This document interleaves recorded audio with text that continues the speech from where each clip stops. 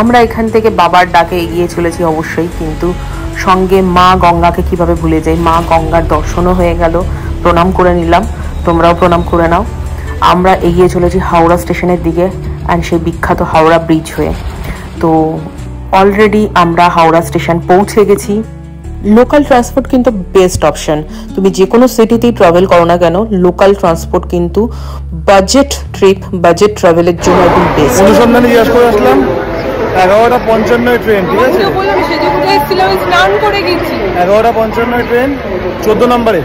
আচ্ছা, আমরা অন্য সময় যখন আমরা আসি তখন আমরা ট্যাক্সি নেই, ওলা উবের নেই, হাজার টাকা খরচ করি। হ্যাঁ, এখন আমরা এসি কততে জানো? 10, 20 আর 30, 50 টাকার মধ্যে আসলাম আমরা।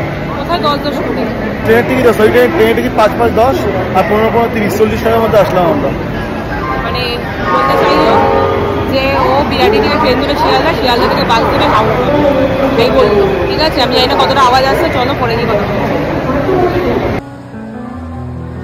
ফ্যানগুলো দেখো, উফ, এই হাওড়া স্টেশনের এই আইকনিক ফ্যানগুলো দেখতে আমার বড়ই ভালো লাগে।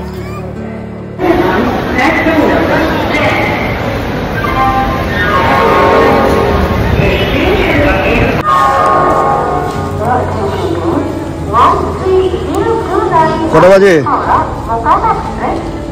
10:45 বাজে, আমাদের ট্রেন হচ্ছে 11:55।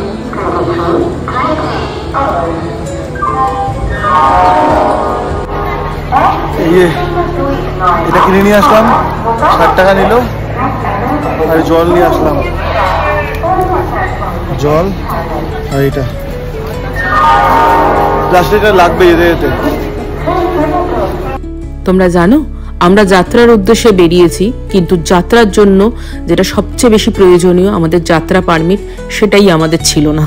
কারণ আমরা কলকাতা থেকে রেজিস্ট্রেশন করিয়ে যাইনি, শুধু মেডিকেল করাতে পেরেছিলাম। একটা প্লাস্টিক নিয়ে এসেছি, 50 টাকা নিল, যাতে বসতে পারি। আর এখানে হাওয়া আছে, মানে এইদিকে খোলা, এই জায়গাটা পুরো খোলা, এই সাইডটা পুরো খোলা।